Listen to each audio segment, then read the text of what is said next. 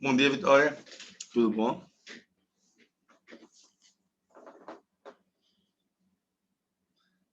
Voltamos ao mundo virtual.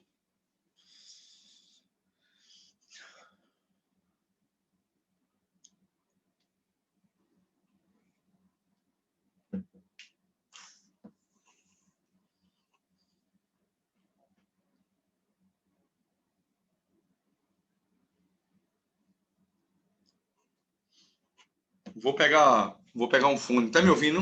Dá para ouvir bem aí? Tá de boa o áudio, tá escutando, tá tranquilo?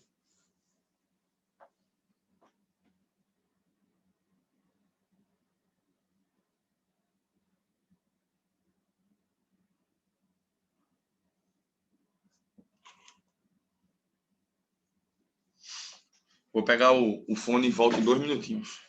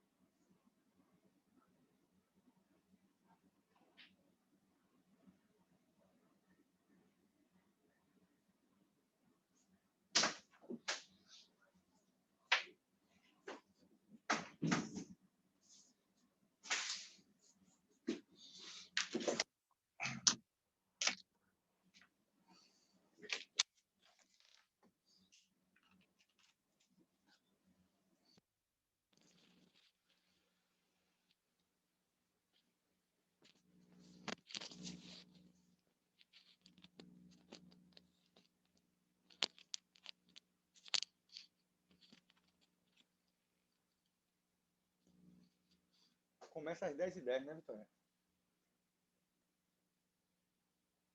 Eu coloquei o horário aí 10h10, não foi?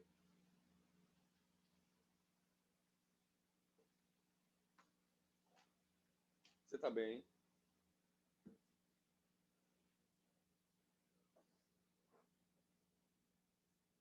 A gente foi para o mundo virtual ano passado. A gente estava conversando.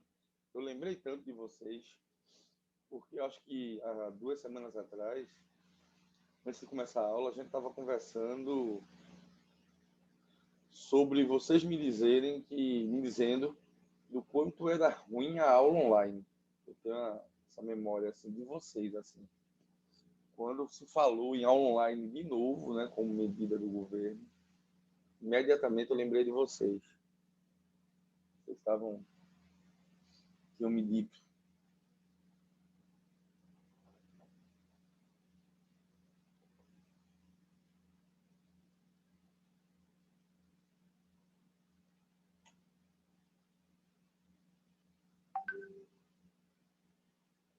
Esperar 4 minutinhos aí, porque acho que mutou o horário de 10h10. Se vocês não começarem, a gente começa.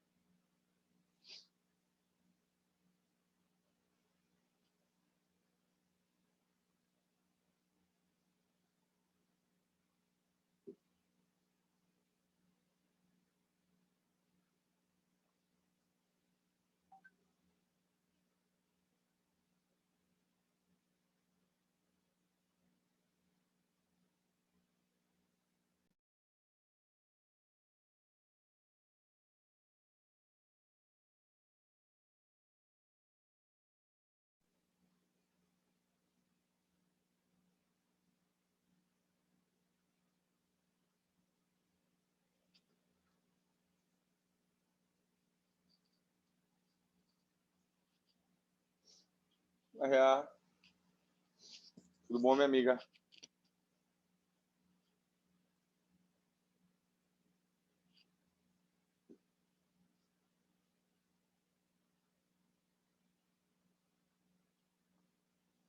Como é que você tá?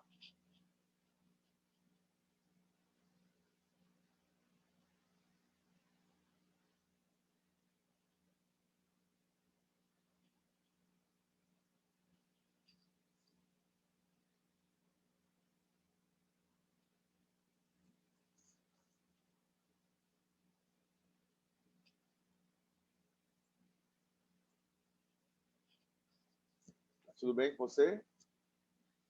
Tudo tranquilo?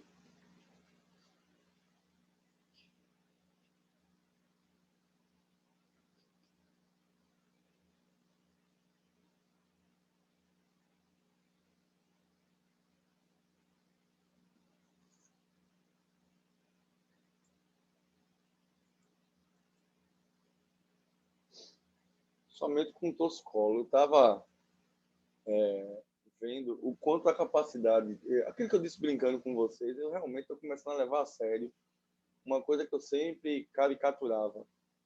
Eu acho que inteligência tem limite, burrice não. Eu ontem passei na barbearia, ajeitar a barba, cortar o cabelo e tal, e disse, mas como amanhã é lockdown, amanhã de tarde eu tenho 2 horas livres, eu passo e vou para lá para ajeitar a barba e o cabelo, né? E resumindo, agora eu vou ter que fazer em casa, né? Como é que eu vou cortar o cabelo agora com lockdown? Não tinha ninguém na barbearia ontem, mas eu decidi, um gênio da raça, eu estou perdido, né? Enfim, inteligência tem limite, burrice, a burrice é limitada. Vou ter que meter a máquina na minha barba mesmo para baixar. E o cabelo vou deixando assim do jeito que tá mesmo. A gente parou, eu acho que parou exatamente há um ano atrás. Vocês acham que a gente para quanto tempo? 6 meses, um ano?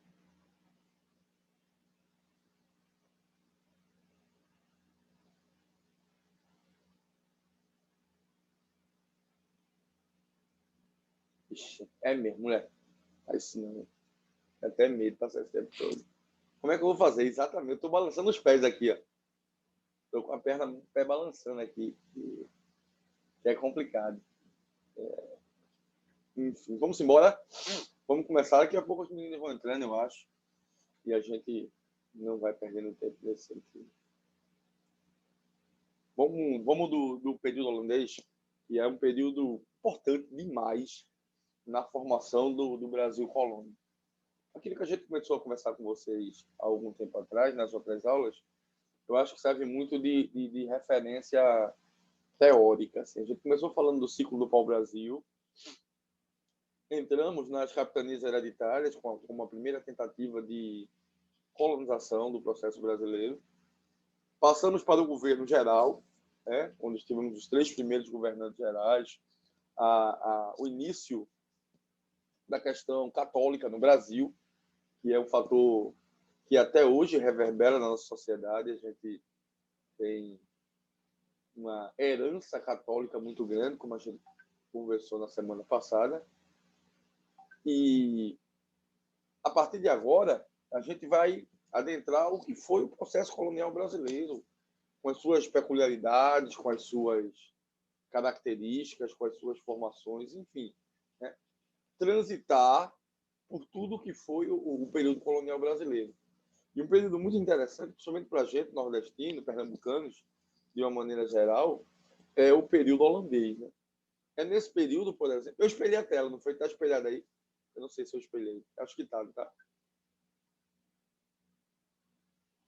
Vê se chegou aí, se eu conseguir espelhar a tela.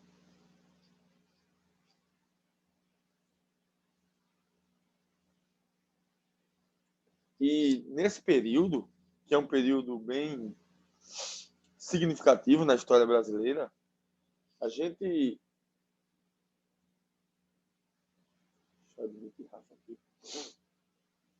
A gente começa a ter uma série de perspectivas que começam a rodear o nosso imaginário até hoje. O primeiro imaginário que eu acho muito interessante, que eu também tinha, era se o Brasil fosse holandês, cara. Então, criou-se uma áurea aqui romântica sobre o período holandês, que não é brincadeira, assim, né? Criou-se uma perspectiva extremamente romantizada sobre esse período holandês, né? Sobre essa perspectiva holandesa aqui no Brasil. Bem-vindo, Rafa. E quando a gente começa a discutir isso, como a gente começa a trazer o período holandês, a gente precisa ter ciência de algumas coisas. Qual é o meu objetivo como professor hoje aqui para vocês? É que a gente entenda a União Ibérica, as invasões holandesas e a insurreição pernambucana. São assuntos que se interligam. Então, o meu grande objetivo é que a gente saia com noção, que a gente saia norteado, né, por todas essas peculiaridades que eu falei para vocês. Então, vejam, é uma coisa que todo mundo fala, mas fala aos montes, gente. A gente precisa entender que o Brasil, ou parte do território brasileiro, já foi holandês, já foi francês e foi espanhol. Então, assim, a gente não tem uma uniformidade no Brasil colonial, onde Portugal tomou conta de todo o território que a ele pertencia. Esse Brasil colônia já pertenceu a uma série, né, de fatores que são importantes. Então, ó, vamos tentar entender. Deixa eu perguntar a você, Mariá, que da janela dela chegou a ver a invasão holandesa a Olinda, lembro disso, pequenininha, chamando seu pai, pai, vem ver os holandeses chegando. Eu tinha uma dificuldade muito grande até começar a fazer disso o meu instrumento de trabalho. Mas eu tinha uma dificuldade muito grande de entender. Eu pensava comigo, que porra os holandeses foram fazer aqui no Brasil? É sempre uma perspectiva muito grande. Não, porque os holandeses estiveram aqui. Não, porque a gente teve uma influência holandesa muito forte. Não, porque nós tivemos uma perspectiva holandesa extremamente impactante na nossa sociedade. Não, porque os holandeses vieram. Beleza, tranquilo, ótimo, tá. Mas o que é que os holandeses, por que os holandeses vieram para o Brasil? Temos um lado bom aqui.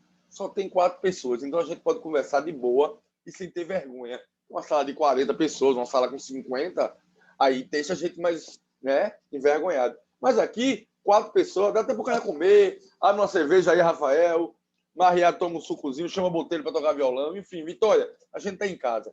Minha gente, responda para tio Fernando. Por que os holandeses vieram para o Brasil? Alguém tem alguma sugestão? Qualquer uma, eu sou um cara carente, vocês sabem disso. Diz aí, Maria, por que os holandeses vieram para cá? Alguém tem alguma ideia?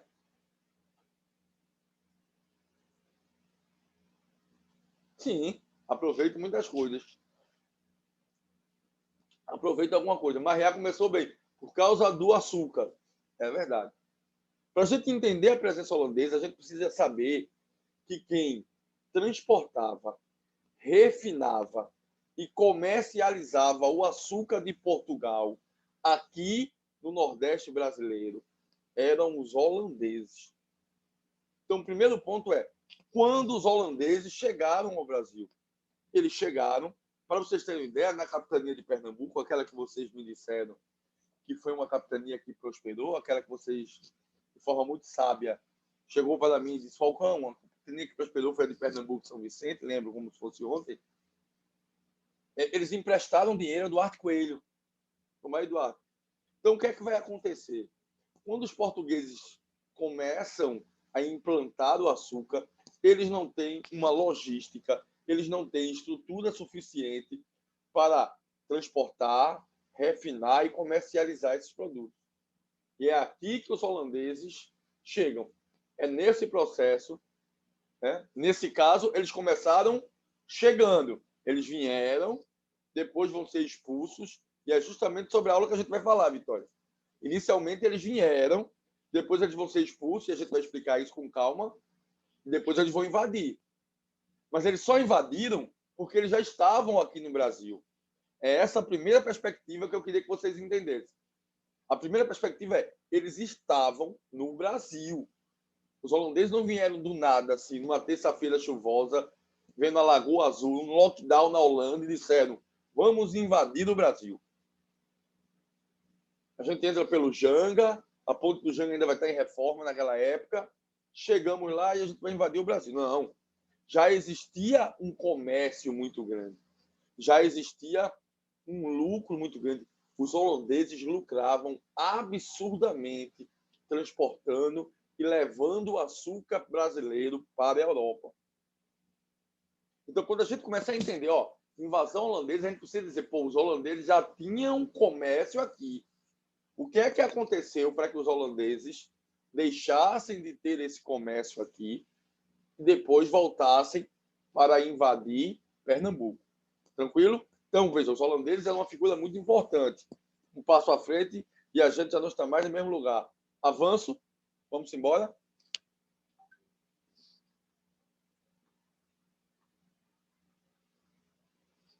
Para que a gente entenda que as coisas comecem a fazer sentido, para que os holandeses saiam daqui e depois voltem a invadir o Brasil, a gente precisa chegar na União Ibérica. A gente precisa ter esse discernimento. Para eu entender a invasão holandesa, eu tenho que entender a União Ibérica. Olha, eu sou tão carente, e eu sou um carente virtual, para que vocês tenham ideia. Se vocês lerem, eu já vou achar que vocês sabem alguma coisa. Carência é aqui. É o professor que vos fala. Lembram das aulas de história do ano passado, dos outros anos, do que era a União Ibérica? Todo mundo lembra, mesmo que de forma superficial. Dá para ter essa lembrança? Massa, Rafa. Tranquilo. Que é a União Ibérica? É a junção no mesmo reino de Portugal e Espanha. Portugueses e espanhóis vão pertencer ao mesmo reino. Falcão, o que é que tu queres dizer com isso? Eu queria que vocês se ligassem que de 1580, eu botei 1800 aqui, foi? Mas é 1600, de 1580 a 1640, não 1840.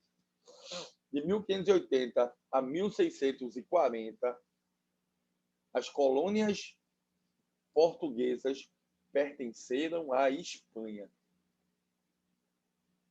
Então, o Falcão está dizendo o quê? Que o período colonial português que mandava aqui na gente, ele foi espanhol de 1580 a 1640. Vou organizar esse slide depois, só para botar os 6. Então, bota aí 1580 a 1640. Eu vou dizer foi. A pergunta de R$1 milhão é por que aconteceu a União Ibérica? O que é que vai acontecer? Né? Que fatores vão levar para que a gente tenha a União Ibérica? Que peculiaridades irão acontecer aqui para fazer com que o Brasil tivesse a União Ibérica? E aí, a gente precisa ligar o alerta. Tudo começa com a morte do herdeiro português Dom Sebastião. Dom Sebastião, eu vou falar porque o mundo virtual me deixa mais ignorante. Dom Sebastião é um daqueles caras que a gente chama, sem sombra de dúvida, de idiota. E por quê? Dom Sebastião é esse cara que a gente pode chamar de idiota. Porque Dom Sebastião não tinha o menor preparo para, naquele momento, ser o rei português, ser o herdeiro do trono português.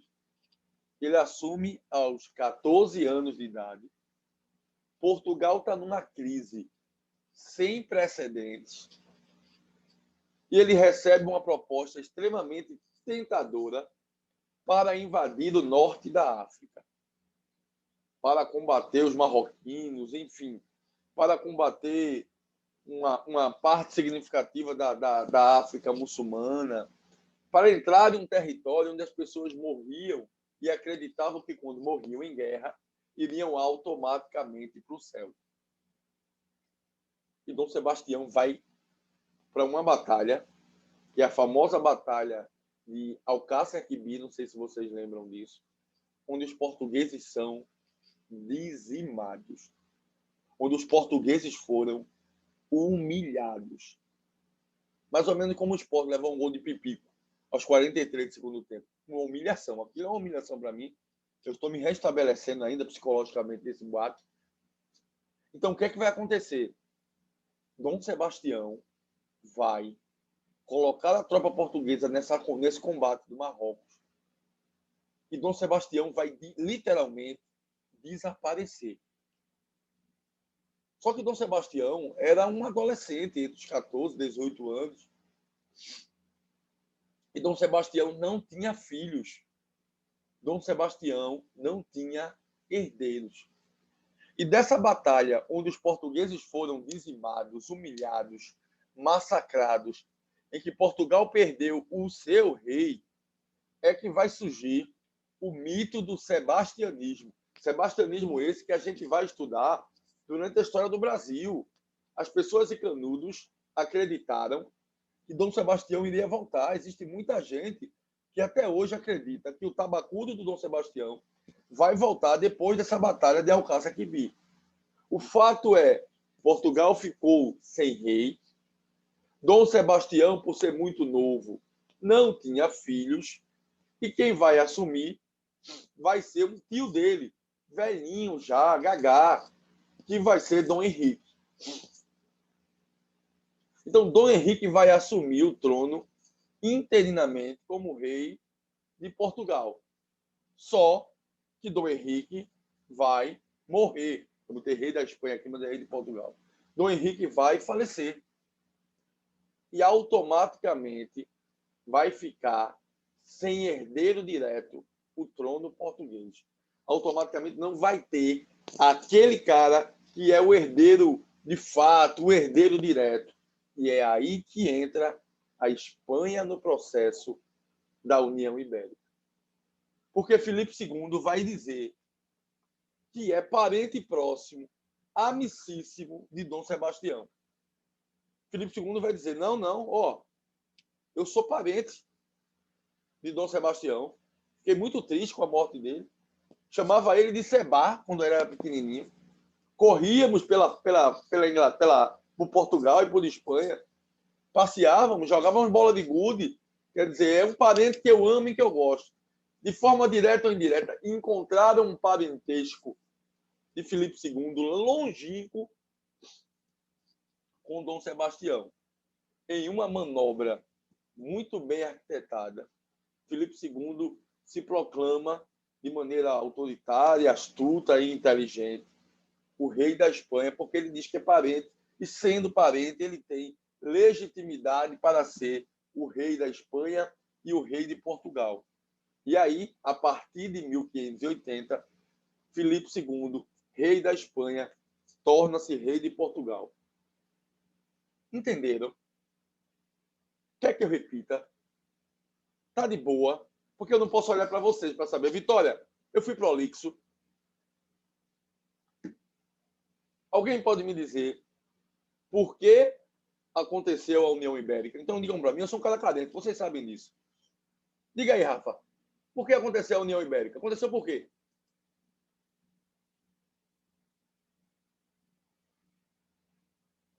Querem que eu repita? Porque ela vai ser muito importante para que a gente entenda os outros acontecimentos. Se quiser, eu só pago para isso. Beleza, Rafa? Ó, vamos lá. União Ibérica, a junção de Portugal e Espanha no mesmo reino. Tranquilo? A minha pergunta para vocês é, como é que Portugal e Espanha se juntaram no mesmo reino? Para a gente entender por que Portugal e Espanha se juntou ao mesmo reino, porque eles viraram um reino só. Bom, isso, Vitor. A gente precisa entender por que eles se juntaram. Eles vão se juntar porque o rei da Espanha, Rafa, Dom Sebastião, o herdeiro, ele vai morrer em uma batalha no norte da África, uma batalha chamada Alcácer Quibir, como eu tinha falado para vocês, e a morte de Dom Sebastião, principal herdeiro, fez com que não tivéssemos herdeiros direto para que ele assumisse. A primeira pessoa que assume é um tio, né, Dom Henrique, só que Dom Henrique, muito velho, morre, e aí Filipe II, por ser um parente distante e longínquo, legitima e justifica para ele o reinado também de Portugal. Então, com a morte de Dom Sebastião, sem herdeiros diretos, com Filipe II sendo herdeiro, mesmo distante ou longínquo, Portugal e Espanha acabam por se tornar o mesmo reino. Ele estava numa crise econômica porque, Maria, entre outras coisas, a economia de Portugal já estava extremamente colapsada pelo que ele investiu nas Índias e não deu certo, pelo que ele investiu nas suas colônias da África, por não ter achado pau-brasil, por não ter achado, ouro, por não conseguir ter estrutura para comercializar e refinar o transporte do açúcar. Então, Portugal sempre teve crises econômicas muito grandes. Então, Portugal é um país que estava extremamente deficitário nesse sentido. E vai ficar pior. Porque quando Dom Sebastião morre e ele não tem herdeiro direto, ele é legítimo. E porque ele não tem, ele tinha 14 anos, 16 anos. Ele assume aos 14 anos, ele morre muito novo. Automaticamente entra numa crise muito grande. Então, o que é que eu queria dizer para vocês que é muito importante? O Brasil foi espanhol de 1580 a 1640. Não nos esqueçamos disso. Bota uma observaçãozinha aí de lado, porque durante 60 anos o Brasil vai ser espanhol. Perfeito, Maria. É isso. Então, tranquilo. E aí a gente vai ter, mas aí a gente tem um dilema 2. E o que é que a Holanda vai ter a ver com isso nesse sentido? O que é que vai acontecer com os holandeses? Que princípio a gente vai ter? Que perspectiva a gente vai ter? Quais as consequências da União Ibérica, de fato, para o Brasil? O que é que vai ter? Para a gente entender isso e para a gente colocar a Holanda na briga, para a gente começar a entender a pergunta de Vitória, eles não invadiram o Brasil, a gente precisa entender uma coisa. Os Países Baixos, em 1570, conquistaram a sua independência. Falcão, o que é que tu chama de Países Baixos conquistaram a sua independência? Eu quero dizer que em 1570, a Holanda vai conquistar a sua independência. E eles ficaram independentes de quem? Os holandeses ficaram independentes da Espanha. Os holandeses ficaram independentes dos espanhóis. E aí a gente começa a clarear o porquê da pergunta de Vitória no início da aula. Porque se eles estavam aqui, eles vão invadir? Porque automaticamente, quando os holandeses se separaram dos espanhóis e criaram um país independente, a relação deles com Portugal sempre foi muito boa.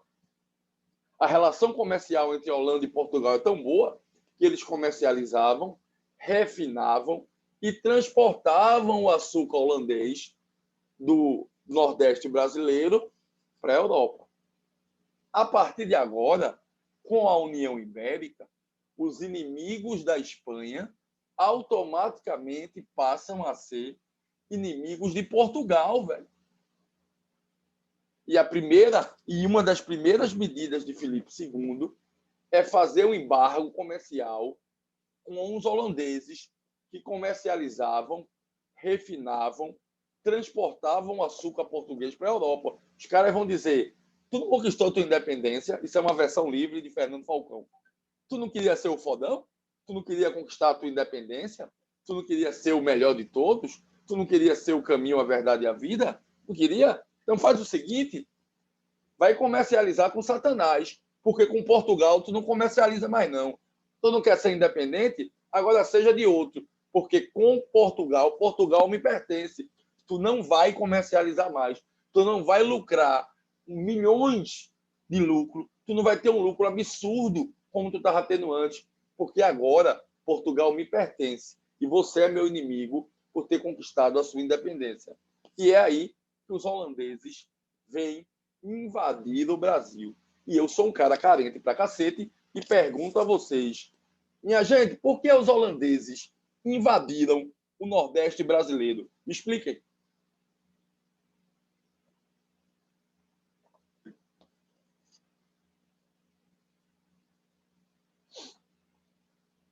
Como eu só trabalho às 10 da noite, só trabalho hoje às 6 da noite, não tem problema. Eu vou ficar fazendo a mesma pergunta, porque vocês podem estar envergonhados pela virtuosidade, né? Por essa perspectiva. Rafa, porque eles estavam com raiva de Portugal, que era dominado por um espanhol. E essa raiva é do quê? Essa raiva é do quê, Vitória?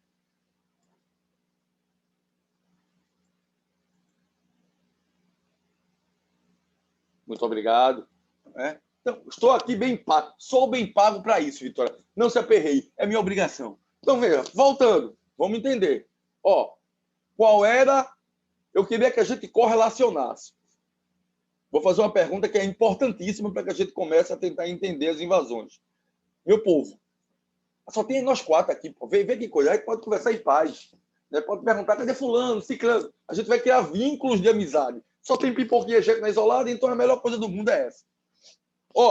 A Holanda é da colônia de que país? Lembram disso que eu falei? Holanda é da colônia de que país? Opa, começamos bem. Isso. A Holanda é da colônia da Espanha. A Holanda, que era colônia da Espanha, se separa em 1570. Mas a mesma Holanda, que era colônia da Espanha, ela comercializava, refinava e transportava o açúcar de que país? Quem comercializava, refinava e transportava o açúcar? Lembram disso? A Holanda comercializava para quem? Vamos encaixando um quebra-cabeça aqui. Perfeito. É isso. Os holandeses, Rafa, que comercializavam. Rafa, você tem um defeito. Sai, deixa de ser náutico. Venha ser esporte. Vá por mim. Cara que tem, até venha-se embora. Venha para cá. Venha para o Leão da Ilha. Então, veja, os holandeses que conquistaram a independência e a Espanha que não queria que a Holanda comercializasse com Portugal, vai ser exatamente esse o motivo que vai fazer com que os holandeses venham invadir o Brasil. Porque os holandeses queriam... Eu vou inverter a pergunta para ver se fica mais fácil. Os holandeses queriam continuar comercializando, refinando e transportando o açúcar do Brasil para Portugal. Por que os holandeses, Mariá, deixou de comercializar, transportar e refinar o açúcar holandês aqui no Brasil? Que motivo fez com que eles deixassem de comercializar, refinar e transportar o açúcar? Ajuda aí, Mariá, por favor.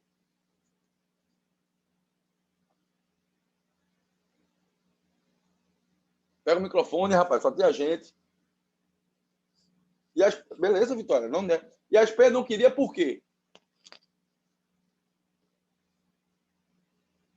Vou perguntar de novo. Maria, a minha pergunta é a seguinte. Os holandeses deixaram de comercializar, refinar e transportar o açúcar português aqui no Brasil, algo que dava muito lucro a eles. Por que eles deixaram de comercializar, refinar e transportar? Rafael já botou a possibilidade aqui. Por conta da independência dos holandeses dos espanhóis. Beleza? Essa independência fez com que criasse um embargo muito grande. Esse embargo vai ser dado por conta da União Ibérica. Na União Ibérica, os inimigos da Espanha passam a ser inimigos portugueses. E como os espanhóis perderam a Holanda 10 anos antes, eles proibiram os holandeses de comercializar com os portugueses. E a Holanda vai invadir o Brasil porque ela queria continuar a comercializar, transportar e refinar o açúcar do Nordeste para a Europa. Começou a clarear?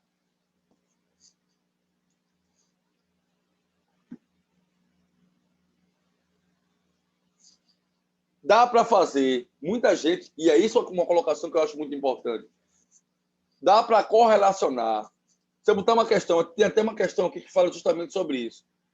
Explique por que a União Ibérica vai ser determinante para as invasões holandesas no Brasil. Dá para dizer alguma coisa daí? Ou fumei maconha estragada com Red Bull? Por que a União Ibérica vai ser determinante para as invasões holandesas no Brasil? O que vocês acham?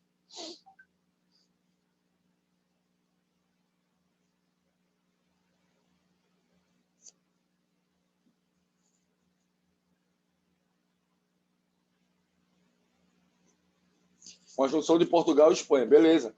Essa é isso. Bom, porque a Espanha vai cortar o comércio dos holandeses que vão invadir o Brasil. Então a gente tem aí, galera, assuntos que se correlacionam. E é isso que eu queria que vocês entendessem. Para eu entender as invasões holandesas ao Brasil, eu tenho duas etapas que precisam ser entendidas. A primeira, a União Ibérica, que vai fazer com que os inimigos espanhóis passassem a ser inimigos portugueses. E a outra, que é a emancipação dos Países Baixos, a emancipação da Espanha, da Holanda, que passou a ser rival dos portugueses, consequentemente dos espanhóis também. Então, ó, a Espanha vai cortar o comércio dos holandeses que vão invadir o Brasil. É essa junção que Marriá faz para que a gente entenda. Então, para eu falar de invasão holandesa, eu tenho que entender o porquê da União Ibérica e quais as consequências da União Ibérica. As consequências da União Ibérica vão mudar o comércio e o transporte do açúcar para a Europa. Porque a partir de agora a Espanha começa a ter inimigos também. Posso chegar na invasão holandesa agora, de boa na Lagoa? Isso aí, se a gente tiver. Quer que eu repita? Vamos embora para a invasão holandesa? Vamos embora. Um homem é um homem, um gato é bilhete. Sigamos. E aí vem uma outra discussão. Veja, eu acabei de dizer, veja que maconha com Red Bull e Fantaúva. O cara misturou, tomou tudo, ficou doidão. Eu disse que de 1580 a 1640, o Brasil foi espanhol. Lembra que eu disse isso? Mas, de 1630 a 1654, o Nordeste brasileiro vai ser holandês. É isso que eu quero. Ó, se liguem, porque muitas das questões que acontecem são questões que tentam correlacionar esse processo. De 1580 a 1640, a União Ibérica, a união entre Portugal e Espanha, a junção dos dois reinos. Massa, beleza de Creuza, tranquilo. Mas se o cara quiser aprofundar e dizer assim para vocês, Rafael, você que estava na Batalha dos Aflitos e lembra como se fosse hoje a derrota do Náutico, o Nordeste brasileiro já foi holandês? Aí você vai dizer, Nordeste foi. O Brasil todo, não. Então, eu queria que vocês anotassem que as invasões holandesas ao Brasil foram invasões ao Nordeste brasileiro, não a todo o território brasileiro. Fica o alerta aí, a gente vai responder algumas questões que vão falar justamente dessa perspectiva, da invasão ao Nordeste brasileiro. Beleza? Então, os holandeses vão invadir o Nordeste brasileiro. E eles vão invadir o Nordeste brasileiro porque eles já tinham total experiência nesse translado.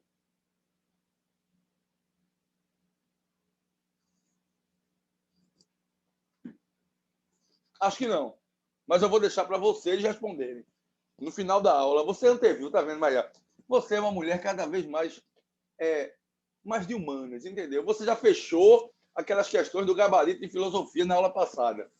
Entendeu? Você está pensando com um olhar historiador. Entendeu? Está pensando como historiadora. Seria um nome lindo, velho. Marriá. Veja, abrir um isolado com Marriá, ficaria muito bonito o teu nome como historiadora. Não tinha pensado nisso, Marriá. Marriá Botelho. Olha que coisa. Rapaz. Vocês não acham, não, galera? Vitória, tu não acha, não, Rafa, que ela tem nome de historiadora, não? E agora vamos conversar com a historiadora sobre o período holandês, Marriá Botelho. Pô, pegou, velho. Notei liga total aí, Marriá.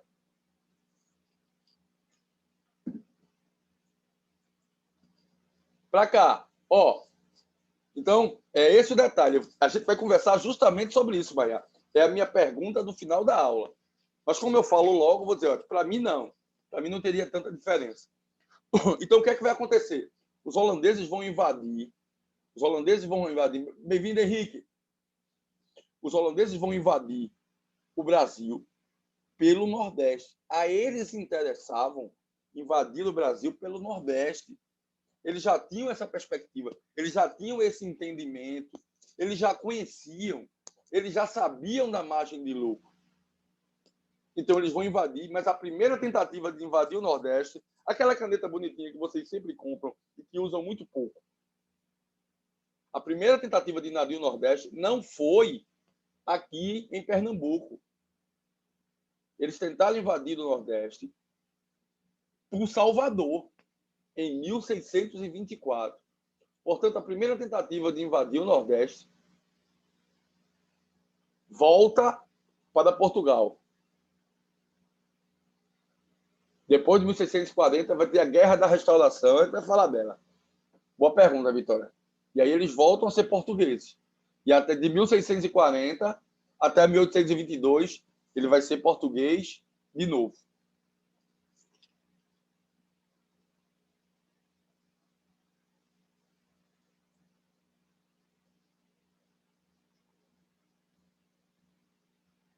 Tranquilo?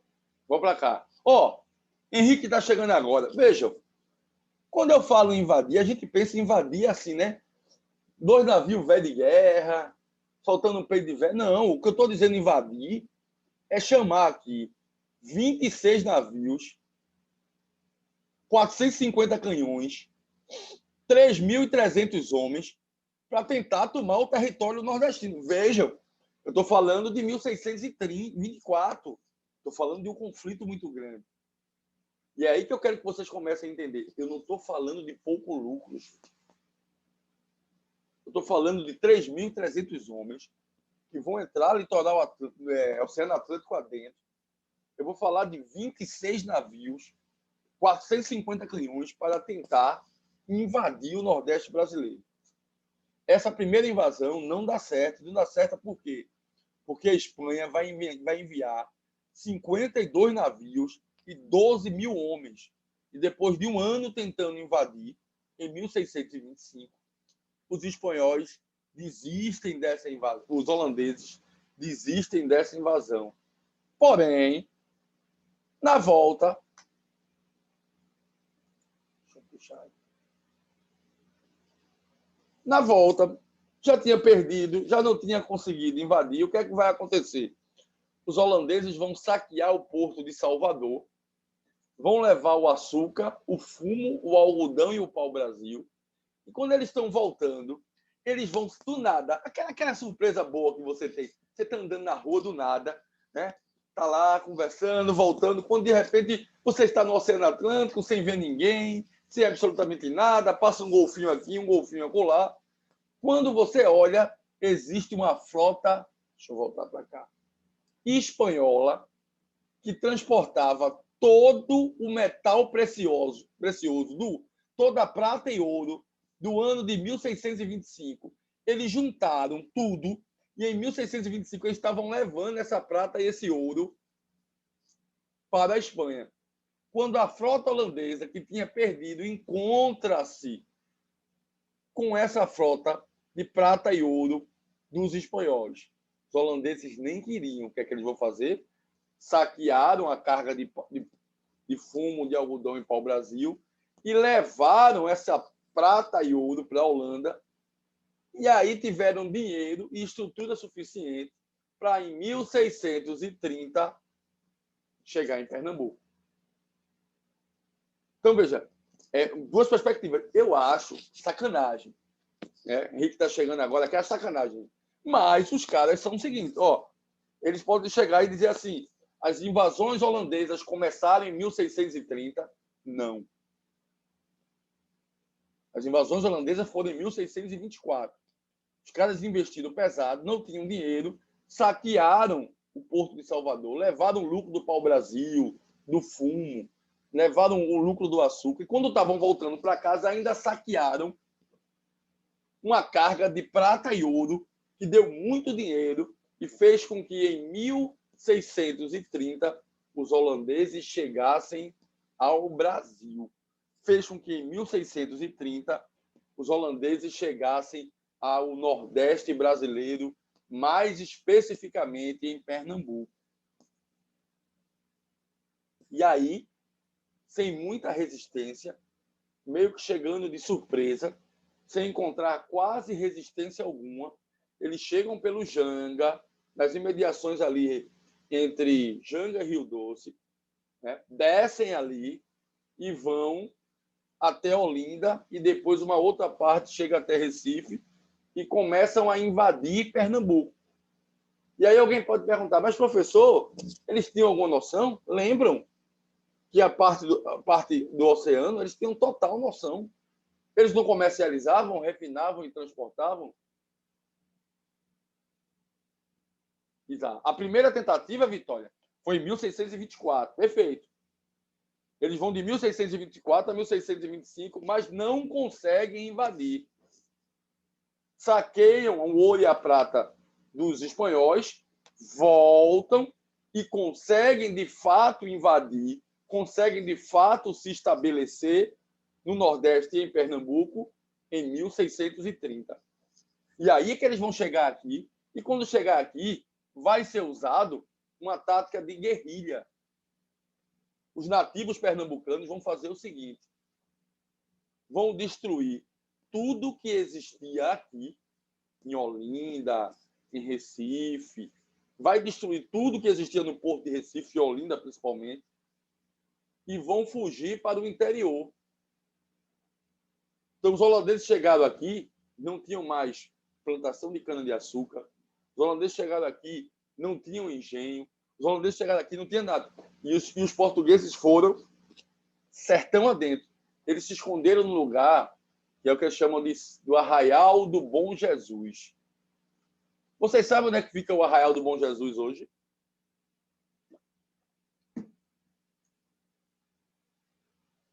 O esconderijo o interior do Nordeste brasileiro, em Pernambuco, naquela época, era o Arraial do Bom Jesus. Eles passaram 7 anos escondidos no Arraial, fazendo tática de guerrilha, brigando com os holandeses. Era uma briga entre Portugal e Holanda. Os caras, Portugal, Espanha e Holanda. A gente estava lá naquela briga, uma briga muito forte, uma briga muito ferrenha entre os dois. E aí eles se escondiam. O Arraial do Bom Jesus é o que equivale hoje ao Sítio da Trindade. Olha onde é no interior do Nordeste brasileiro, para vocês terem uma ideia. Então, eles se escondiam ali perto da casa de Estima. Essa lenda que Estima foi umas 2 vezes lá, em Casa Amarela. Então, se escondiam, fazia a tática de guerrilha, até que um dia, Calabar recebeu uma proposta dos holandeses e entregou o esconderijo do Arraial do Bom Jesus.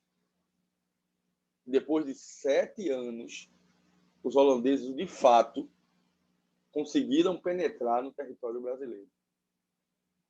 Depois de 7 anos, realmente, de fato, os holandeses conseguiram entrar no território brasileiro. Depois de 7 anos, eles tomaram conta, mas somente depois que Calabar entregou onde ficava o local de esconderijo dos portugueses. E aí veio uma grande briga. Calabar foi chamado de traidor porque entregou os portugueses. Calabar é traidor? Se a gente era colônia de exploração, e aí a gente era explorado pelos portugueses e era explorado pelos holandeses. Calabar recebeu uma proposta melhor e disse, não me identifique com esse povo, não, eu vou entregar. E acabou entregando os portugueses. Ele foi chamado durante muito tempo de traidor. Ele foi chamado durante muito tempo de persona não grata. Ele foi traidor? Deveríamos ter, os nativos do Brasil, deveriam ter lealdades aos portugueses, na época, portugueses e espanhóis. E essa é uma discussão que, velho, Calabar não foi traidor, velho. Ele apenas escolheu um lado. Depois de 7 anos, depois de de estar aqui 7 anos é que a gente vai ter a colonização, de fato, com a chegada de Maurício de Nassau. E aí muda tudo. Com a chegada de Nassau, galera, a gente vai ter o maior representante do período colonial. E aí Mariá perguntou, opa, Falcão, tu não dissesse que o período holandês era ruim? Maurício de Nassau, ele é um ícone do período holandês. Ele vai ser o cara da capitania de Pernambuco que vai organizar e tentar estruturar a colônia de Pernambuco. E Nassau vai fazer algo que os outros administradores não fizeram. Nassau vai ser extremamente empreendedor. Nassau vai ser extremamente vanguardista. Nassau vai ter visões extremamente à frente do seu tempo. Não é à toa que a gente tem hoje Universidade Maurício de Nassau, Avenida Maurício de Nassau. A gente tem todo um legado. E esse legado não é durante todo o período holandês. Esse legado é do período de Maurício de Nassau. Anota aí, você que gosta de anotar com aquela caneta bonita que você mal usa, o período de Nassau vai ser de 1637 a 1644. Esse vai ser o período holandês. Eu estou dizendo que Nassau foi muito bom, mas eu quero fazer uma pergunta para vocês, para Henrique que chegou agora. Por que Nassau era considerado um fodão? Por que Nassau tem tanta gente que gosta dele? O que é que Nassau fez de tão diferente para que ele fosse considerado esse cara todo? Alguém sabe? Conte para mim quando eu estou bebendo água. Mas eu estou com vontade de andar, de caminhar aqui pelo quarto, mas eu não vou conseguir porque as pessoas não iriam entender. Por que Nassau é fodão? Por que Nassau merece tanto destaque, Vitória? Diz aí, Rafa. Diz aí, Henrique. O que é que Nassau vai fazer que os outros governantes não fizeram? Posso? 1634 a 1637 a 1644.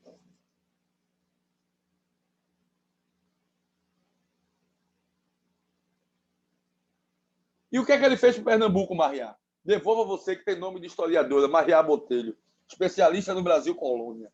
Olha aí, que chique. O que é que ele fez, Rafa? Por que Nassau é tão importante assim? Porque existe a Universidade Maurício de Nassau, a Avenida Maurício de Nassau, porque o esporte fez uma camisa com o Brasil holandês. Veja que, opa, estamos melhorando. Várias construções. Investiu em saneamento, em ruas, casas e pontes. Perdeu, Botelho. Pode dizer a seu pai, perdeu. Temos uma mulher de humanas aqui nessa porra. Perdeu, papai. Diga os dois, que eles perderam. É exatamente. Nassau vai investir em coisas que até então ninguém nunca tinha investido. Uma outra coisa, veja, que Mariá Botelho, a historiadora do período colonial, está citando. Minha gente, Nassau investiu em 1637, vê que vanguardismo, Vitória, em saneamento. Eu estou falando de saneamento em 1637, gente. Existe mais de 20% do território brasileiro que até hoje não foi saneado. Então, Nassau, ele vai ser um cara que vai construir muita coisa, como o Rafa está dizendo. Nassau vai investir em saneamento, vai investir em casa, vai investir em pontes, mas Nassau vai ser, galera, entre outras coisas, um pacificador do território nordestino aqui do Brasil holandês. Lembra que eu falei para vocês que durante 7 anos eu botei 8, lembra que durante 7 anos os holandeses tentaram invadir o Brasil, invadir o Nordeste, invadir Pernambuco, e existia uma tática de guerrilha, que as pessoas destruíam o que tinham e se escondiam no interior. Depois de 7 anos, o que mais existia era engenhos destruídos. Depois de 7 anos, o que mais existia era plantações que deveriam ser recomeçadas. E Nassau vai pacificar. Nassau não vai perseguir absolutamente ninguém. Nassau vai dar uma série de fatores que vão ser muito importantes. Nassau vai ser o cara que vai reestabelecer o crescimento da economia.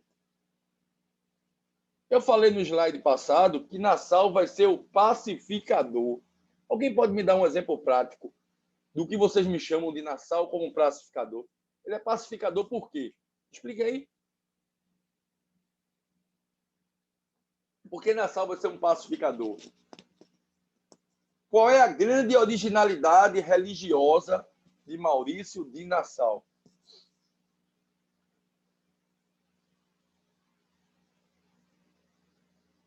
Ele vai aceitar todos os credos religiosos. Ele vai aceitar todas as culturas. Lembram que na aula passada eu disse que a religião oficial do Brasil português era qual? Lembra que a gente até chegou a conversar? Qual é a religião do período holandês? Do período português?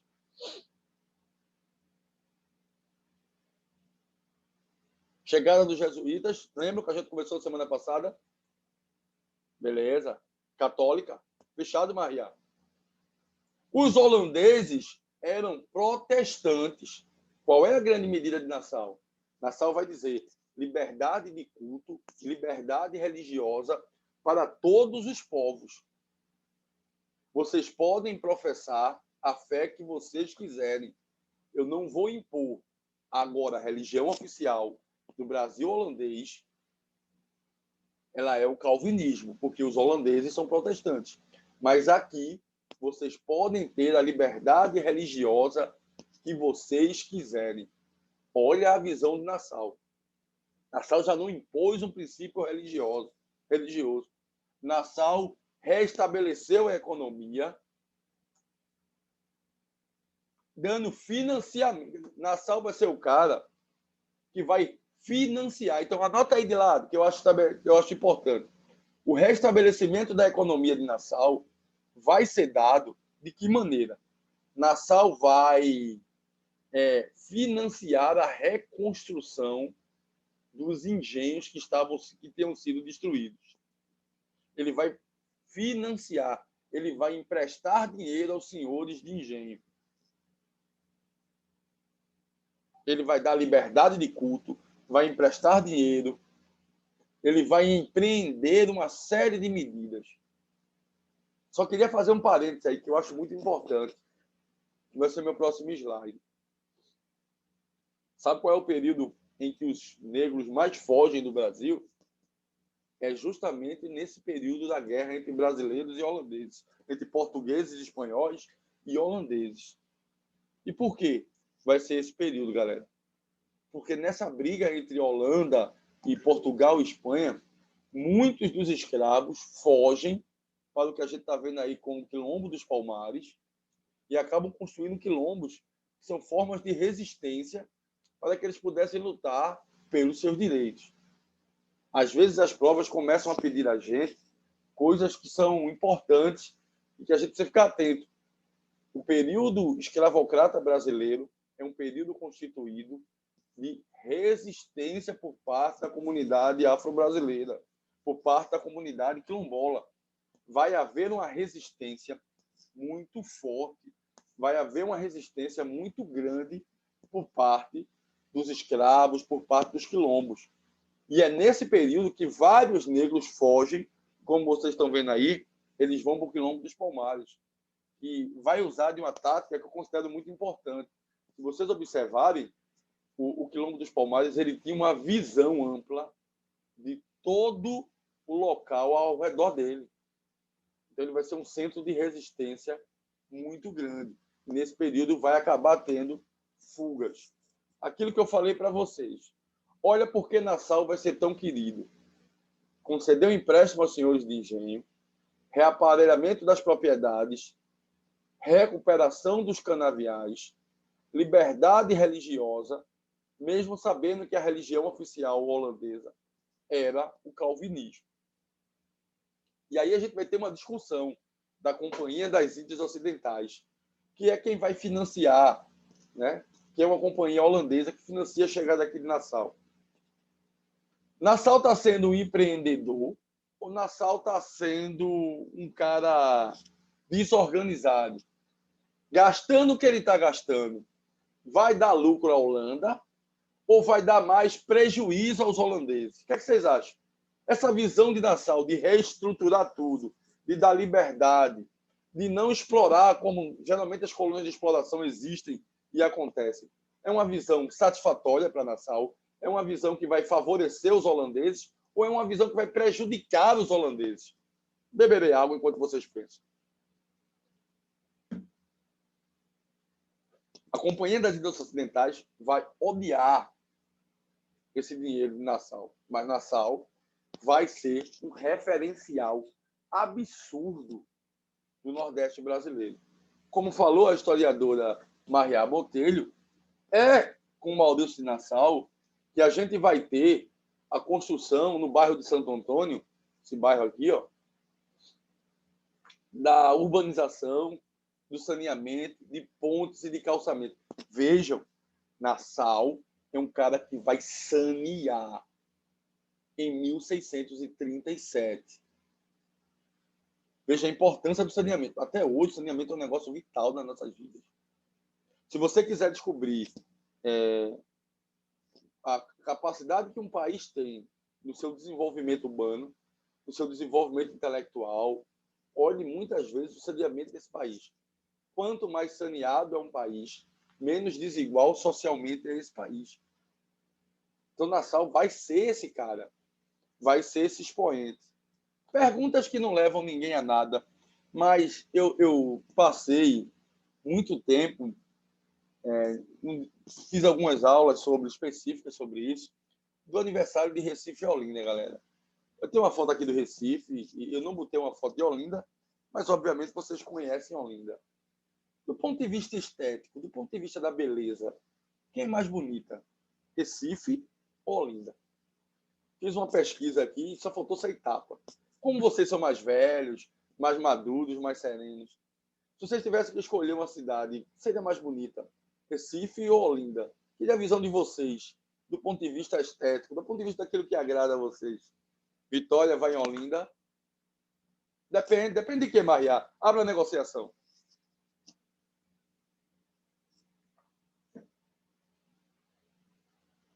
Maria vai de Recife. Ai, Rafa. Eu estou falando a parte mais bonita de Olinda e a parte mais bonita de Recife. Quem é mais bonita? Recife é mais moderna. Essa modernidade lhe atrai mais. Mais bonita do que Recife. E aí? O que é mais bonito para você? A história de Olinda ou a modernidade de Recife?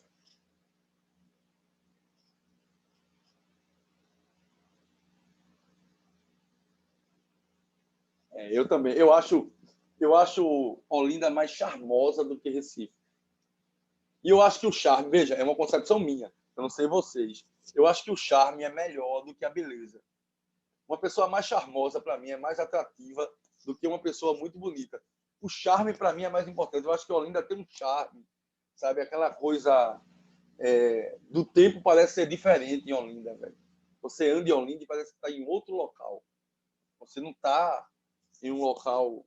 Apesar de achar Recife absurdamente linda, mas eu fico com o charme de Olinda, assim, da briga. Galera, que vocês vissem. Só falta sair tapa assim, entre olindenses e recifenses. O fato é que Nassau revolucionou. E é por isso, gente, que Nassau é um ícone.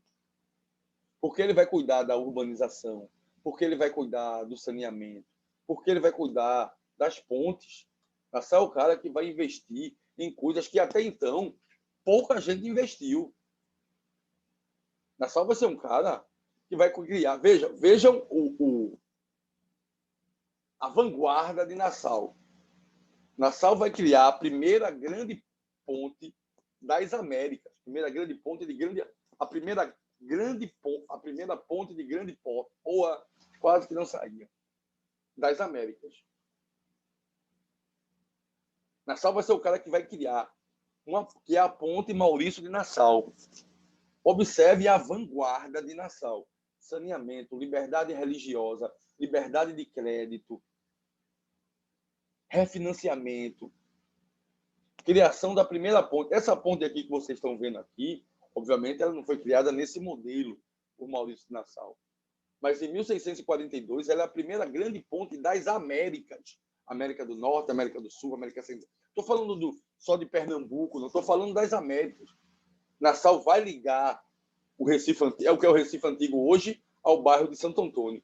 Onde a gente está vendo essa ponte aqui, no Carnaval, isso aqui devia estar, o pipoco que vai sair aqui no Banco do Brasil, é a criação da primeira grande ponte das Américas. E aí eu volto e trago aquela pergunta que eu acho muito importante para a gente. Vocês conseguem entender o poder de Maurício de Nassau? Dá para entender o misticismo que existe de Maurício de Nassau?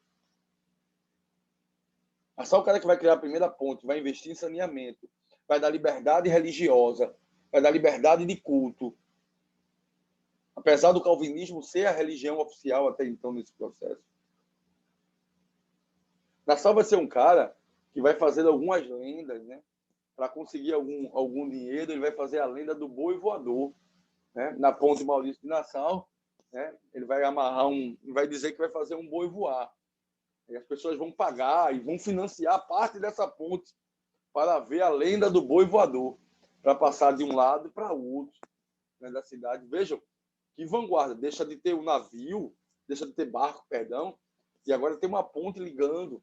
Questões de saneamento que são importantes, construções extremamente bem feitas, chegada do povo judeu aqui com a sinagoga.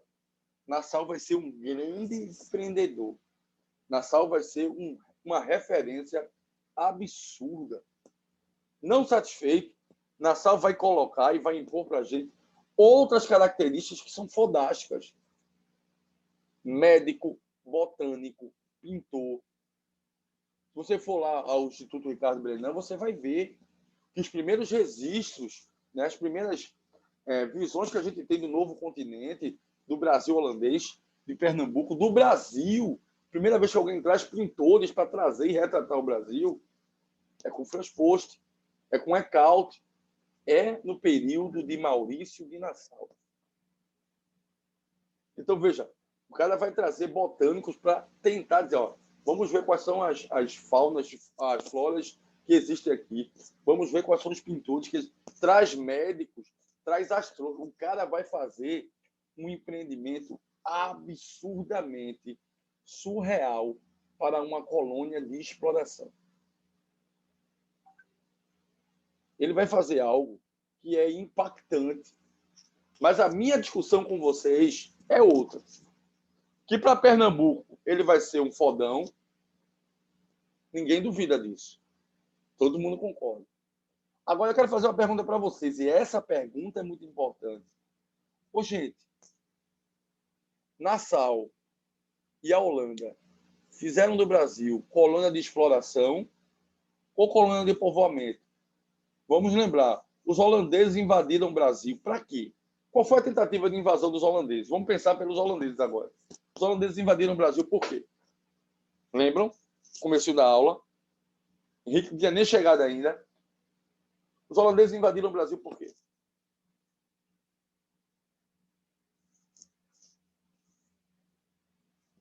Açúcar. Eles queriam lucrar com o açúcar. Eles queriam recuperar, comercializar, eles queriam explorar. Perfeito. A visão de vocês é perfeita. Por quê? Para os holandeses, o Nordeste brasileiro seria uma colônia de exploração. Para os holandeses, o Brasil era uma colônia de exploração, concorda? E aí os holandeses disseram, ó, Nassau, o teu investimento não está tendo muito satisfatório para a gente, não. A gente está investindo para cacete e está lucrando muito pouco. E Nassau dizia, eu estou estruturando a colônia para que ela depois possa dar muito lucro. E parte dos holandeses diziam, Você está criando um mundo para você, porque você, antes de ser empreendedor, é um governante extremamente vaidoso e quer fazer com que o local que você esteja seja um local lindo, pleno e fantástico. Mas esse não é o objetivo do período holandês. O objetivo do período holandês é lucrar. O objetivo do período holandês é manter a margem de lucro. E aí eu pergunto para vocês, Nassau foi um grande empreendedor ou foi um governante vaidoso que queria ter tudo do bom e do melhor? Qual é a opinião de vocês em relação a Nassau? Mariá acha que ele é um vaidoso. E aí, Vitória, o que é que tu acha? Do ponto de vista do universo nordestino, Nassau vai ser uma figura mitológica. Né? Nenhum outro administrador da colônia fez tanto pelo Nordeste brasileiro e por Pernambuco como Maurício de Nassau. E nessa briga, o importante é que chega, o importante é que chega.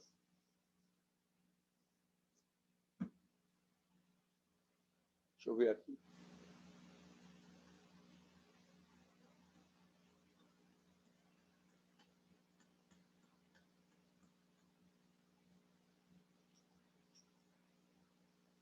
Acho que ele fez mais por ambição, não foi pelo povo.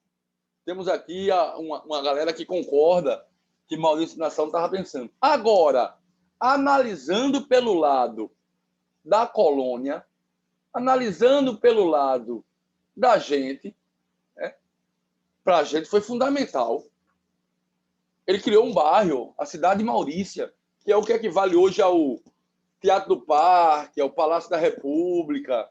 Aquela região ali era a cidade de Maurícia, onde Maurício Nassau desenvolveu essa característica.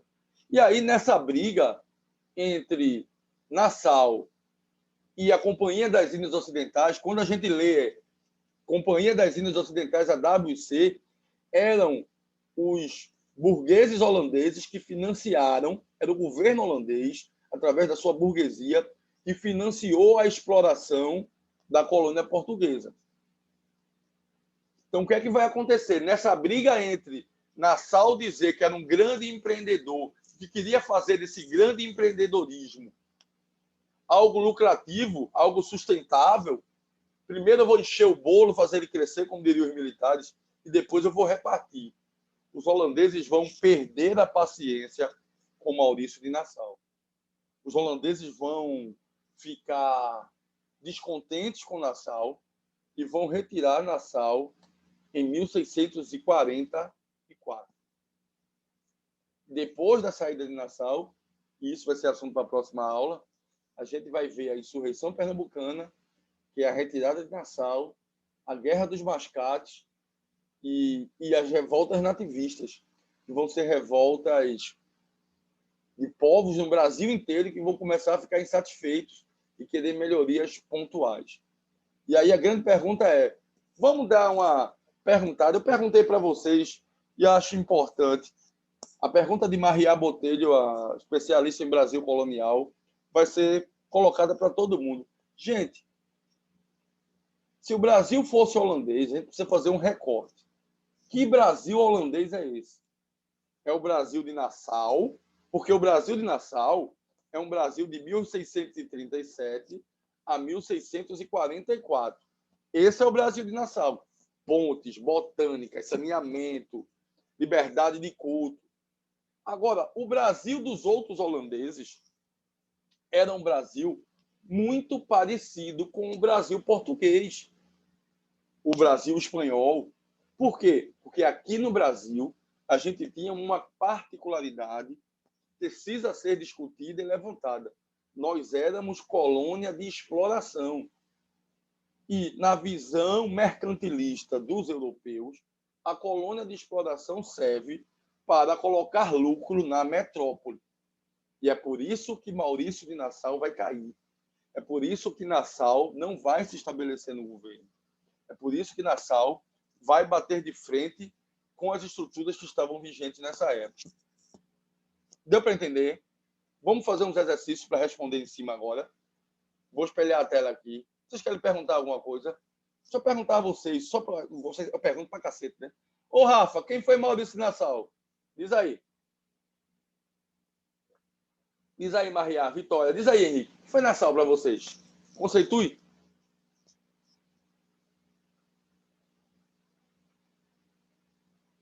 Quem é esse cara? Queria a opinião de vocês, assim, como pessoas mais maduras, coerentes, centradas. Quem é Maurício de Nassau para os meus alunos da Isolada? Por que Nassau? Porque veja, eu acho que o mais importante da história é a formação de um conceito. Dá para falar, a gente pode falar sobre que ponto de vista, acho que é importante. Sobre o ponto de vista da colônia, dos nativos pernambucanos, sobre o ponto de vista holandês. Eu queria que vocês conceituassem Nassau, porque é um assunto que cai aos montes. Porque Nassau vai ser um assunto que vai cair a toda hora. Então, é muito importante a gente ter esse discernimento sobre quem foi Maurício de Nassau.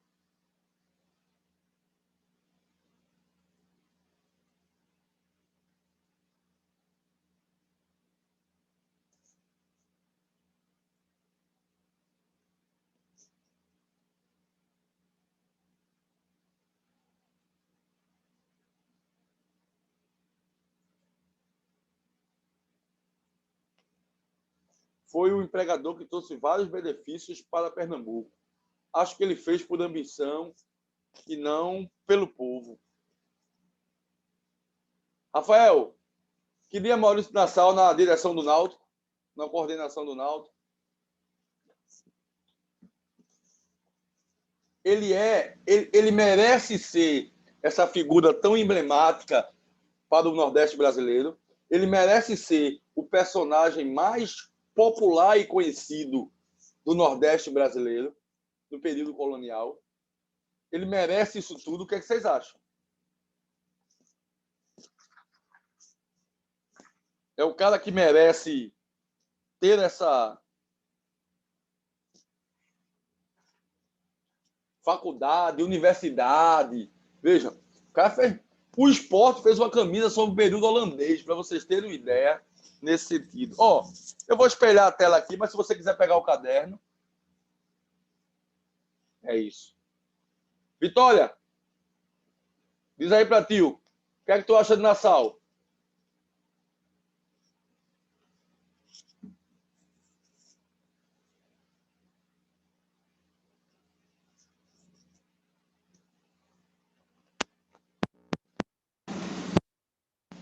Peguem aí, vamos fazer. Eu tenho umas questões de governo geral, mas eu queria responder logo as questões do período holandês. Pega aí a partir da questão de número 17. Vou botar aqui. Se você tivesse um livro, eu boto aqui para espelhar. Chegou aí, eu não tenho medo de dar aula, não. Eu tenho medo de espelhar a tela. Eu tenho medo da porra. Eu sempre acho que eu não consigo espelhar a tela.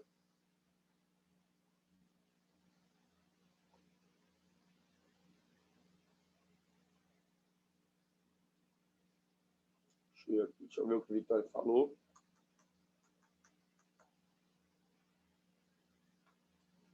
Nassau foi um holandês que trouxe diversas coisas para a colônia, independente das intenções. Ele fez e inovou muito para a época. Ele teve um diferencial tanto que incomodou o resto que estava no controle. Concordo plenamente. Acho que a opinião de vocês se juntam. Agora, uma coisa é fato. Do ponto de vista histórico, é impossível ficar indiferente a Maurício de Nassau. Nassau, nesse sentido, ele é fodástico, velho.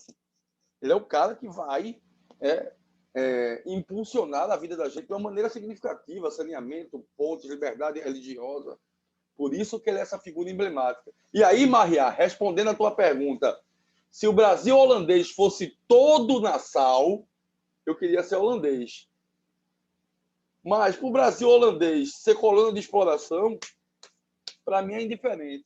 Eu olho hoje as colônias holandesas aqui. Alguém tem inveja do Suriname, que é uma colônia holandesa aqui na América do Sul? Posso, meu amor. Pois é, posso. Veja, vamos fazer o seguinte. Tem uma proposta tentadora para você. Como as questões de geral, posso fazer o governo geral, mas para você não perder o foco, vou fazer o seguinte.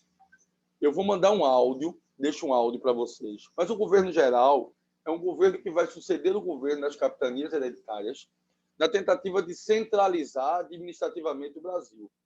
Como no ciclo do pau-brasil demos errado, como a gente não conseguiu, a gente não tinha essa intenção, como nas capitanias hereditárias a gente não conseguiu organizar e centralizar o país. O governo geral foi essa tentativa. E qual é a característica original dos governos gerais do Brasil? Foi a centralização administrativa do Brasil. Pela primeira vez, os portugueses vieram com um aparelho burocrático para governar o Brasil. E aí eles vão implementar de maneira muito grande o açúcar, eles vão implementar uma sociedade patriarcal composta pelos senhores de engenho, eles vão trazer a imposição católica aqui do Brasil, eles vão trazer os jesuítas que vão catequizar os índios. É pela primeira vez, e são com os governos gerais, que a gente tem no Brasil a tentativa de administrar, de centralizar e de organizar o Brasil de uma maneira mais organizada, de uma maneira mais eficaz, de uma maneira mais profissional, já que com as capitanias hereditárias a gente não tinha esse processo todo. Então, o que é que eu faço? Eu vou fazer essas questões de Holanda, porque elas estão muito vivas na gente, para a gente responder. E na semana que vem, eu já começo a responder as questões de geral que eu não respondi. E se der tempo hoje, a gente volta para as questões de geral, tá certo? E aí a gente responde as questões, e se você tiver dúvida, a gente vai conversando. Mas qualquer coisa, se tiver qualquer dúvida, manda um áudio que a gente vai bater no papo. Até a semana que vem. Combinado? Mas o governo geral é essa tentativa de centralização administrativa. Viu? Então, assim, vamos respondendo nas questões. Comece aí pela questão 17. Deixa eu puxar aqui para vocês.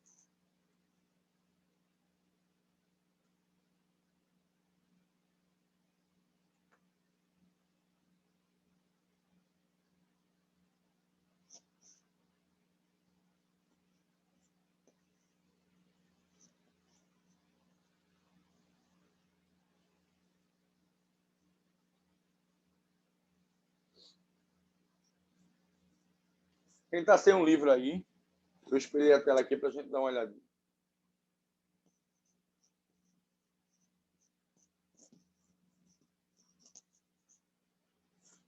Durante o período conhecido como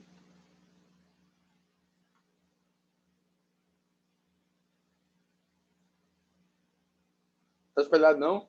Foi mal, foi mal. Deixa eu tentar espelhar agora aqui.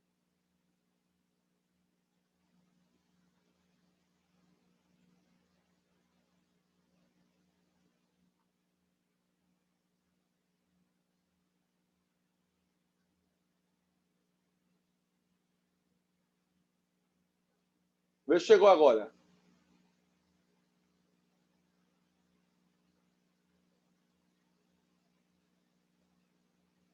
Foi? Falei.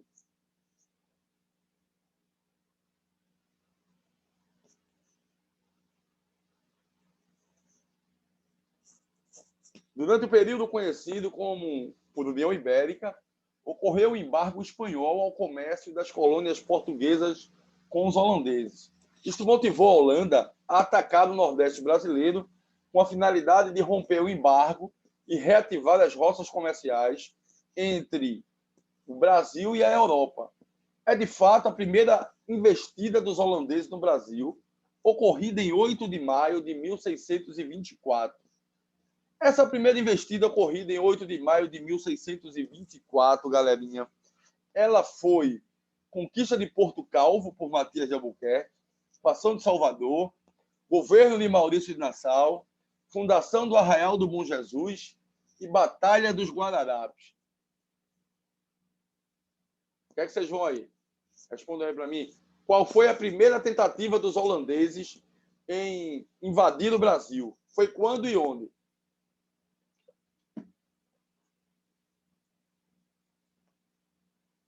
Letra B, beleza. Ocupação de Salvador.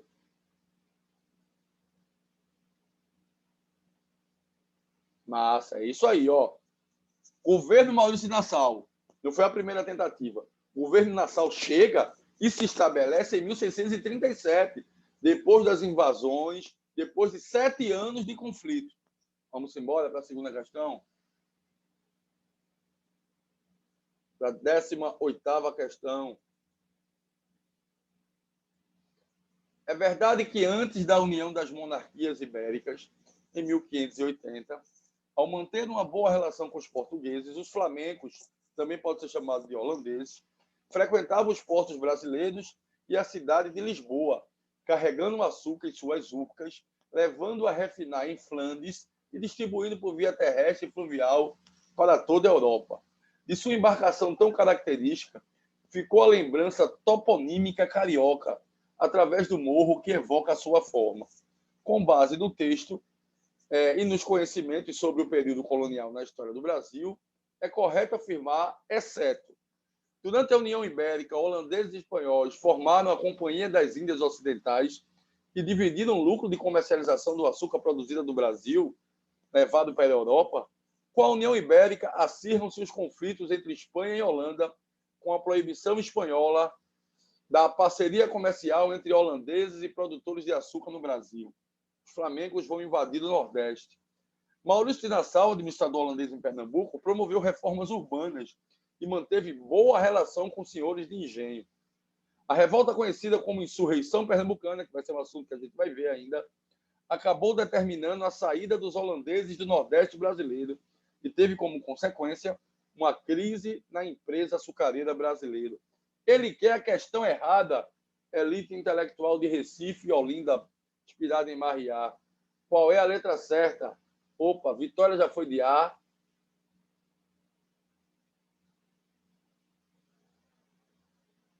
Marriá vai de A, Rafa vai de A, Henrique vai de A? Tá bom, é A, mas eu sou carente. Eu sou criança esperança, vocês sabem disso. Tá errado por quê? Por que está errado? O que é que está errado aí? Durante a União Ibérica, holandeses e espanhóis formaram a Companhia das Índias Ocidentais. É justamente.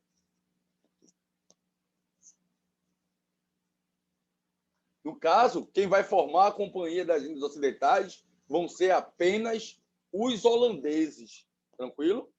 Companhia das Índias Ocidentais, WC, quando vocês forem ver, Companhia das Índias Ocidentais, eram a junção do governo português com o governo holandês, com empresários holandeses, que vão financiar as invasões holandesas aqui na América e em outros locais do mundo. Na parte oriental do mundo, a Companhia das Índias Orientais. Na parte ocidental, Companhia das Índias Ocidentais. Então, o que está errado, como vocês muito bem falaram, que a União Ibérica é a união entre holandeses e espanhóis que vão formar as Índias Ocidentais. Perfeito, galera. Simbora, segunda questão. Já era. Ó, Filipe II aqui. O governo de Filipe I, à frente do trono português, de 1581 a 1598, marcou o início da União Ibérica, período em que os dois reinos ibéricos foram governados ao mesmo tempo pelo mesmo soberano. Após a Guerra da Sucessão Portuguesa, esse mesmo monarca, chamado Filipe II, na Espanha, originou a dinastia filipina, a dinastia de Filipe II. Em relação... Deixa eu botar tudo na mesma página, que fica melhor para a gente.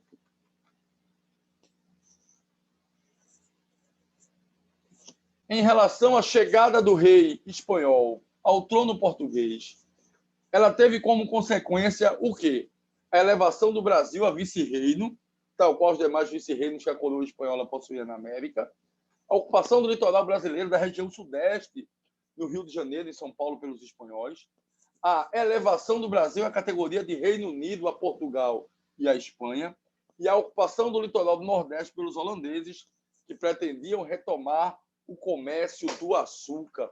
Para não dizer que não falei das flores, vamos de que letra aí? Rafa vai de D, Marriá vai de D.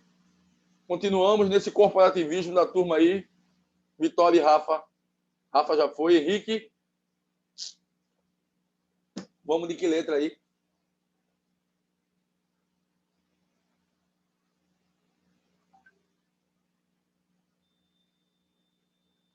Vitória vai de D. Ocupação do litoral do Nordeste brasileiro. É melhor pecar por excesso do que por omissão.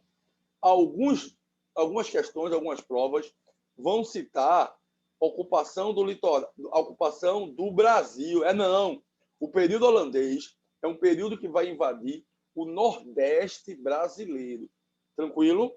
Nordeste brasileiro. Foco nisso. Agora, a União Ibérica é a junção de tudo que pertencia a Portugal vai pertencer à Espanha. Agora, a União Ibérica não.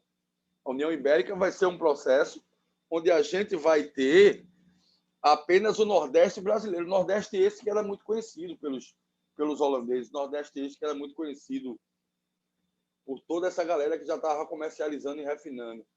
O meu projeto, vamos torcer para a galera errar, continua de pé, porque se todo mundo acertar, eu tenho 2 filhos para criar, e aí vai acontecer o quê, né? A galera não vem mais para a aula. Henrique vai dizer, volto nada, fechei as questões de espanhol, de período holandês.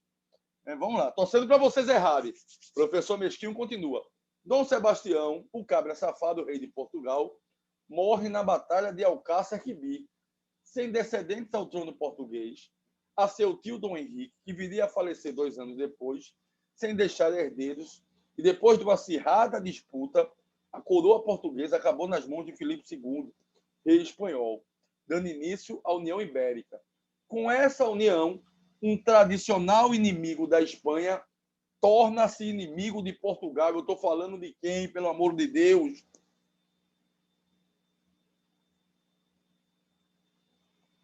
Estou falando da Holanda. Perfeito, galerinha. Isso aí. É a Holanda que vai se tornar. Às vezes eu boto a questão, porque eu acho que o título da questão, a análise do título é mais importante. Eu acho essa análise massa. Em 1578, Dom Sebastião, por que vai acontecer a União Ibérica? Faz uma setinha aí para o lado. Em 1578, Dom Sebastião, rei de Portugal, morre na Batalha de Alcácer Quibir, e sem descendentes, o trono foi entregue a seu tio Dom Henrique, que veio a falecer, sem deixar herdeiro direto. Depois de uma acirrada disputa com a coroa portuguesa, Filipe II, rei espanhol e parente distante de Dom Sebastião, deu início à chamada União Ibérica, que vai, consequentemente, fazer com que o inimigo tradicional da Espanha torne-se inimigo tradicional de Portugal. Vamos embora. Detonando no período holandês.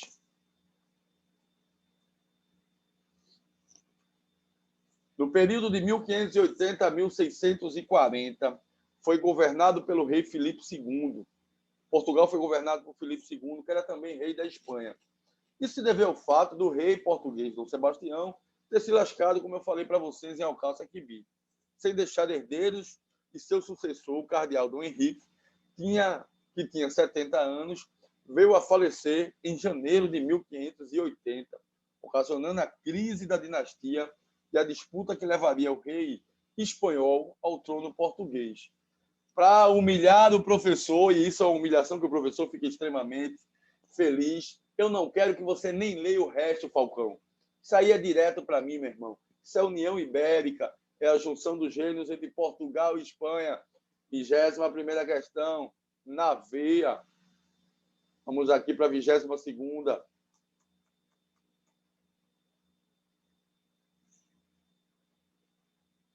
A União Ibérica, que ninguém aguenta mais falar, mas é melhor pecar por excesso do que por omissão, caracterizou, segundo Filipe II, quando ele invadiu Portugal com suas tropas e assumiu a coroa portuguesa, unindo Portugal e Espanha. Pergunta que não quer calar, pergunta de $1 milhão. Nesse contexto, Nesse contexto, a União Ibérica e todas as alternativas estão corretas, menos uma alternativa aí. Opa, Maria, ficou confusa nessa aí, foi? Nessa próxima agora. Vamos ler.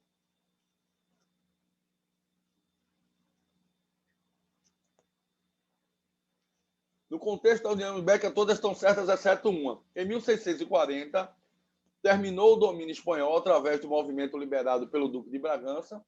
O Duque foi coroado monarca de Portugal, dando início à dinastia de Bragança. Nesse período, o Tratado de Tordesilhas não teve nenhum efeito entre os limites territoriais portugueses. Cadê? Deixa eu ver. Nesse período, o Tratado de Tordesilhas não teve nenhum efeito entre os limites territoriais portugueses. Isto favoreceu o avanço português para o interior da colônia. E aí, por que não teve nenhum efeito?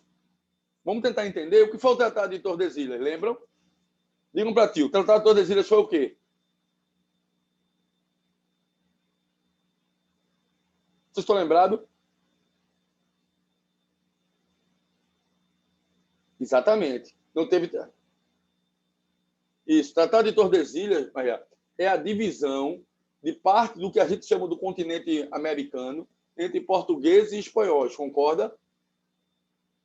Isso. Essa divisão entre portugueses e espanhóis, ela vai perder o efeito com a União Ibérica. Por quê?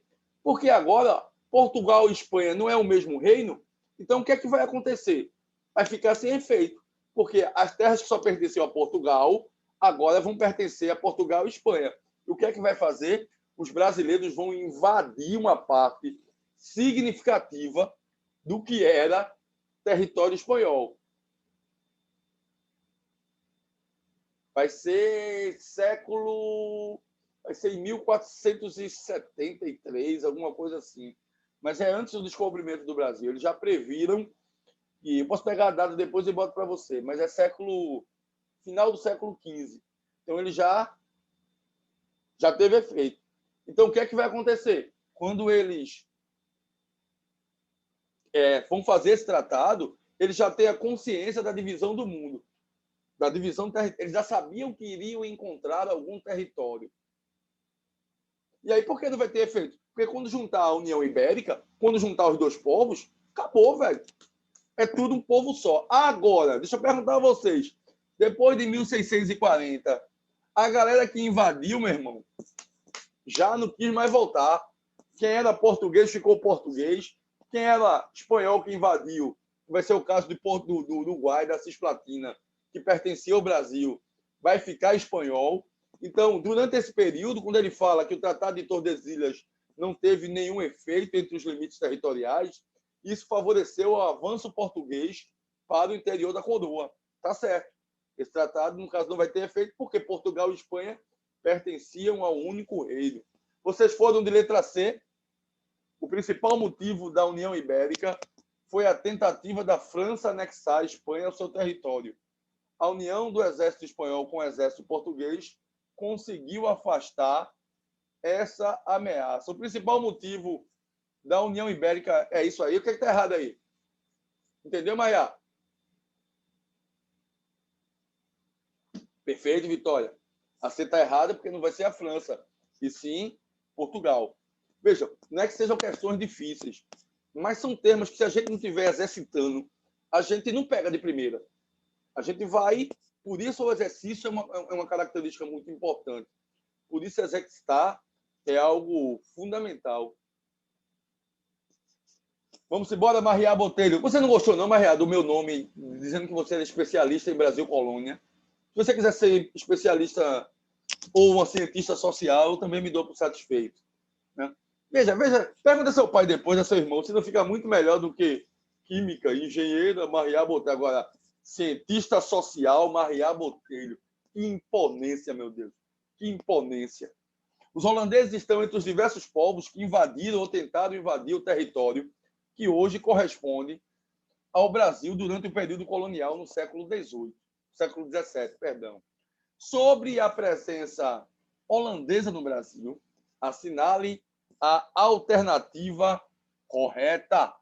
Os holandeses estabeleceram suas colônias no sudeste brasileiro. O que é que está errado aqui na letra A? Boa. Isso. Vitória vai de D. Vamos na letra C. O principal interesse dos holandeses era a crescente economia cafeeira. O que é que está errado aqui na letra C? Eu imaginei, Vitória, eu imaginei. O que é que está errado da letra C aqui? O principal interesse dos holandeses era a crescente economia cafeeira. Açúcar, fechado. Os holandeses saíram do Brasil por meio de um processo chamado União Ibérica. O que é que está errado aqui?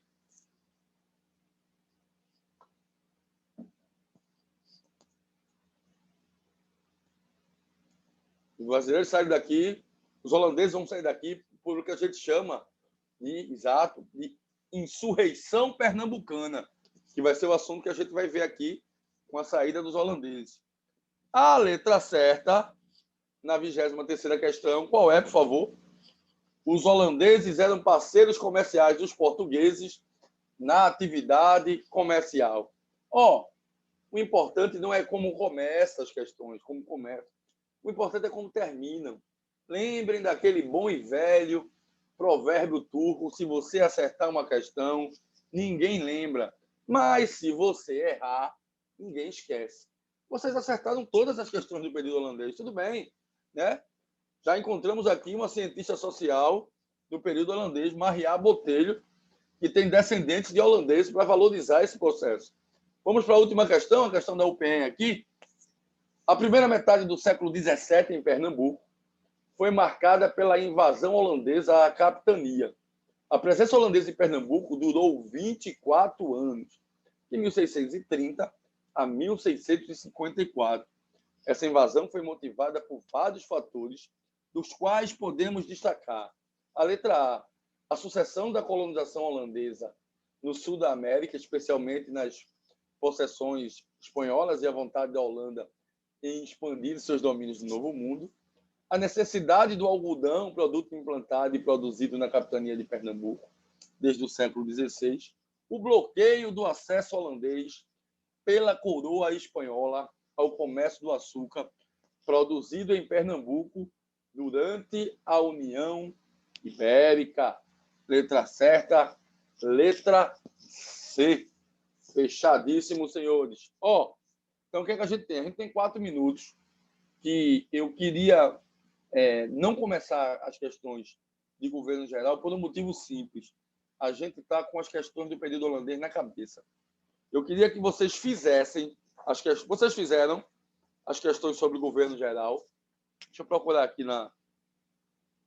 Queria que vocês pegassem da questão 8 e fossem até a questão 15, questão 16. Da questão 8 até a questão de número 16. Na semana que vem, a gente vai trabalhar em filosofia a questão dos sofistas e de Sócrates e a passagem da cosmologia para o humanismo, e a gente vai responder as questões. A gente já começa respondendo as questões de governo geral, da questão 8 à questão 16. Ou, se vocês quiserem, a gente responde na mesma hora lá e vocês vão fazendo. Então, a gente começa na semana que vem respondendo essas questões, entra em Sócrates, não sei se vai dar tempo de chegar em Platão, mas a gente já entra em Sócrates, já entra nos sofistas e já entra na filosofia clássica, que é um assunto muito pedido. Tranquilo? Tudo beleza, tudo certo. Então, em 3 minutos fica mais difícil entrar em filosofia, mas a gente deu uma adiantada boa no conteúdo de Holanda.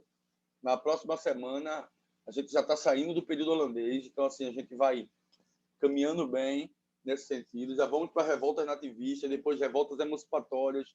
Daqui a pouco a gente começa a falar Confidência Mineira, Conjuração Baiana, e aí a gente vai fazer nesse sentido. Fiquei muito feliz com o desempenho de vocês, assim, com a familiaridade da resolução das questões de vocês, assim. Estou no caminho certo, cara.